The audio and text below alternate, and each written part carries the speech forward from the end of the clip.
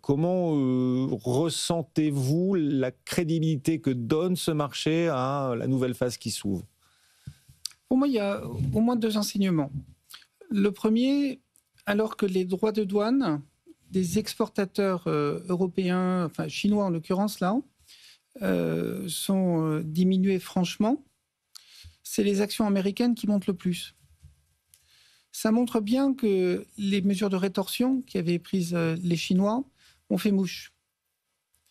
Et donc les États-Unis, qui étaient un peu dans leur trou, ont dû sortir avec ces différentes pauses contre tous les partenaires commerciaux sans la Chine d'une part, de 90 jours, et une nouvelle pause de 90 jours. Ça montre bien qu'ils étaient face à un mur qui les pénalisait eux-mêmes.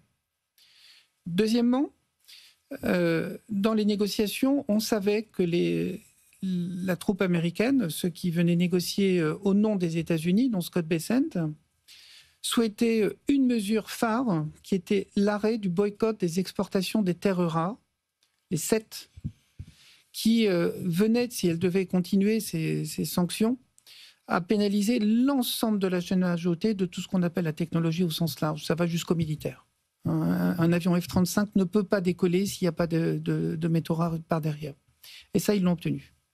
Et donc, dans les négociations, ça va être fort intéressant. Les Chinois avaient, dans les mesures de rétorsion, des armes, si on peut dire, sans faire de mauvais jeu de mots, qui venaient à forcer les États-Unis à faire un pas, ce qu'ils ont fait.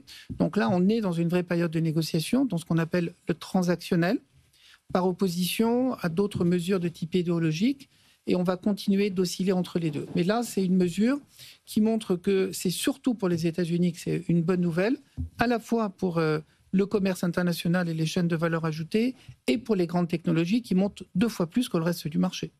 Le Nasdaq gagne 3,5% effectivement aujourd'hui, le S&P